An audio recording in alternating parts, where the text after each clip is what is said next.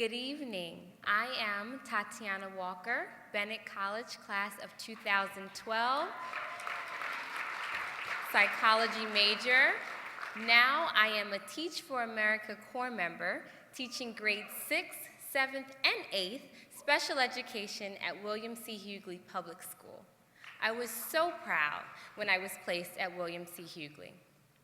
Thanks to the groundbreaking reforms that Joe Klein made when he was Chancellor of New York City Public Schools, like welcoming Teach for America Corps members, New York City Public Schools are providing students with better education, especially students of color, so that they can receive the kind of opportunity that I had to go to and through college. Thanks to the example set by Chancellor Klein, all around the world, educational stakeholders, organizations like Teach for America, high-performing charter schools like KIPP, social activists, and education reformers are working together to provide students with the same education that I received. Thank you.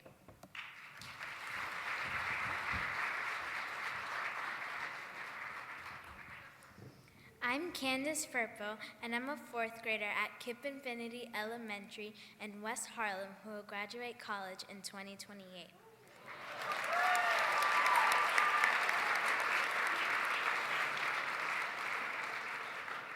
I like science, reading, and math. Science because I enjoy discovery and experiments. Reading because I love learning new words. And math because it's challenging. I want to become a doctor or a dentist when I grow up. I know it sounds like a lot of work, but thanks to everything Joel Klein did when he was Chancellor, I think I could do it. Thank you.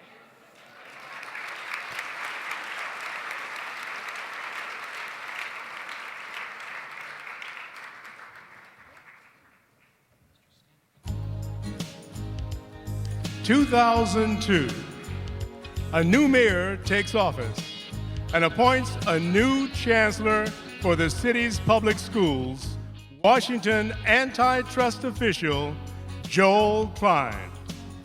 A New York native and product of his public schools, the new chancellor faces major challenges.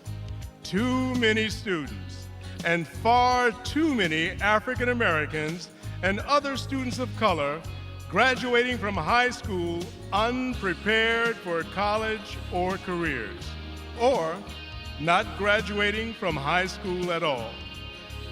In 8 years as chancellor, Klein revolutionizes the city's school system.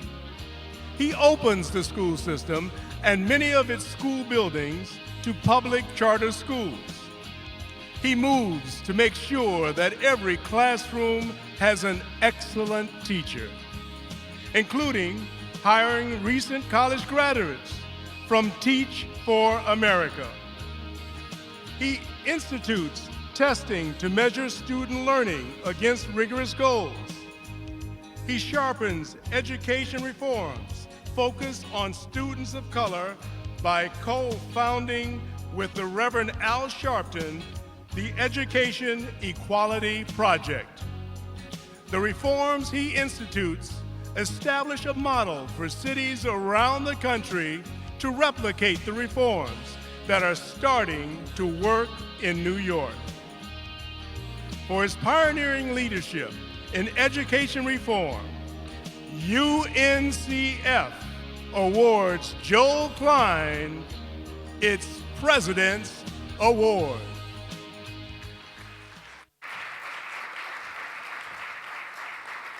Now, this would normally be the point, Joel, just stay seated for a moment, when I would invite the honoree to the stage.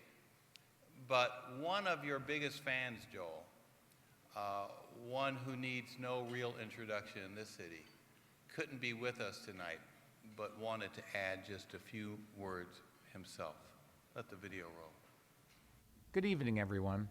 I'm sorry I can't join you in person tonight to celebrate the United Negro College Fund, UNCF, an organization that has made such a positive impact on so many young people's lives. But I am glad to have the chance to say a few words about the recipient of the President's Award, the talented and fearless Joel Klein. Because of Joel's leadership, So many of our public school students are getting the skills and knowledge they need to go to college and pursue careers. And that's because everything Joel did served one purpose: putting children first. It's such an obvious goal, and yet far too often school systems are run for the benefit of adults. Turning New York's broken public school system around was the biggest reason I first ran for mayor. And when I was elected, I hired Joel because I knew he had the courage to shake things up. Joel recognized the promise of charter schools and the need for overall school reform, and he made essential changes, even if they weren't popular. Joel knows that if you set higher expectations and give students more support, they will meet and exceed those expectations. And under his leadership, that's exactly what happened. Consider this. In 2002, not one of the top 25 elementary or middle schools in the state of New York was in New York City. By 2013, 22 out of 25 were. That transformation is a testament to Joel's leadership and his insistence on putting children first. In fact, even more than the New York Yankees, even more than pizza from Luzo's, and almost as much as his wife Nicole, Joel loves the public schools of New York City, and millions of students are the better for it. Joel, congratulations, and everyone, have a great night. All right. So, ladies and gentlemen, please welcome the President's Award recipient, Joel Klein. Joining Dr. Lomax with the presentation of this award is UNCF Board Chair William Stazer and Chair of the Member Institution Presidents, Dr. Haywood Strickland.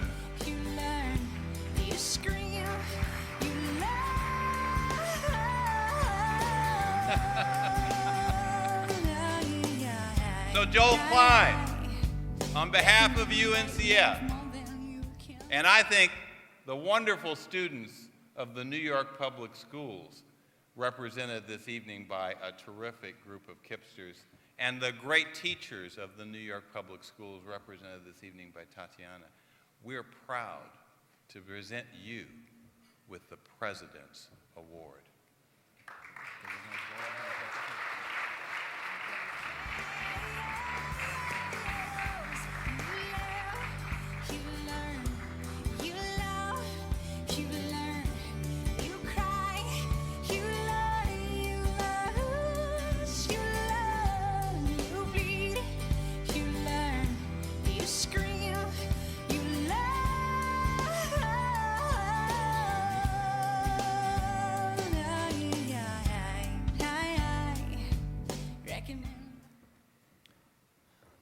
Thank you very much, Michael. First, let me thank Candace and Tatiana, because you're everything about what's right. A woman who's given her life to teaching others, and a young kid who wants to make sure that she's in a position when she grows up, not only to raise a family and to have other children who will get a great education, but to spread the word about the power of education at a place where great kids are learning great stuff. This means more than any award that those two people would stand up here tonight and say kind words about me. Thank you for that. Let me say a word about my friend Michael Lomax. I came to know Michael when I became school's chancellor. I got a call that said, a guy from the UNCF wants to meet with you. I said, didn't anybody tell him what the C in UNCF stands for? I said, I got enough people bothering me about K-12. Why do I have to deal with a guy who cares about college? Michael Lomax's genius was he understood that the C in UNCF would never be what it had to be unless and until K-12 was fixed in America. Far too many African-American children wouldn't get to college, and many who got there wouldn't be prepared as they should have been. Michael's a friend and a colleague, but for me, you're a hero, Michael. Thank you for your work. Let me also congratulate our other honorees. I want to say a special word about Al Sharpton. You saw up there that he and I started the Education Equality organization, and together, yeah, it was the Education Equality Project, forgive me. And together, when we announced it, the press made a big deal because they said we were the odd couple. You know, Sharpton had protested things I had done when I was chancellor. And I got to tell you, that never bothered me. I figured if you ain't been protested by Sharpton, you're a nobody. So you sort of put me on the map. But we worked together. We worked together as an odd couple. And we got so tight, by the time it was finished, people didn't know which one of us was Jewish and which one of us was black. Isn't that true, Al?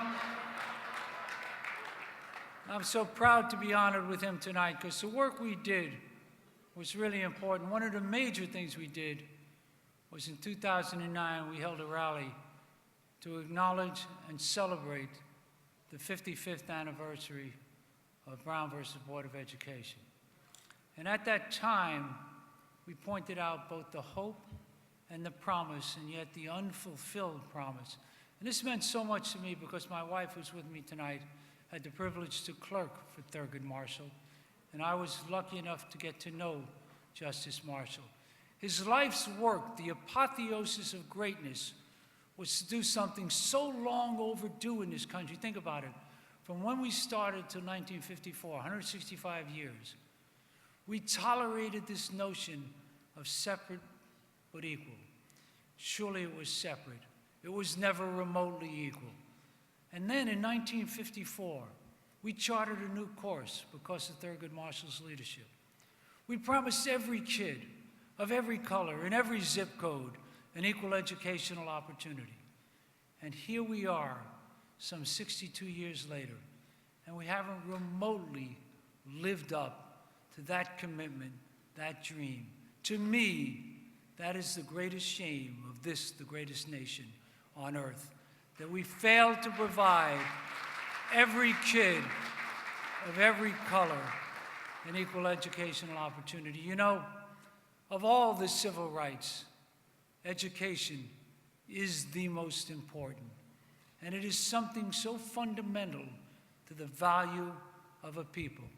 So I say to you tonight, on a night when I am more moved than I could possibly express, if we ever want to become the America, in Langston Hughes' words, where America becomes America again, then we have to live up to that commitment, which we are so far from, that every kid, every African-American child, every child of every color, in every community, has an equal educational opportunity. Yes, let's let America become America again. Thank you very much.